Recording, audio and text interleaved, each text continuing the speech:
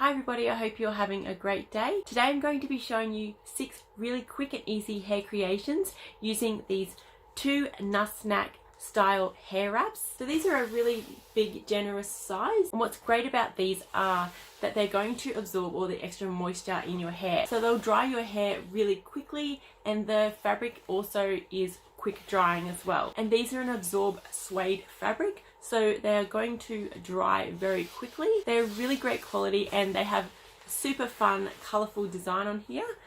This other one here is the leaves design.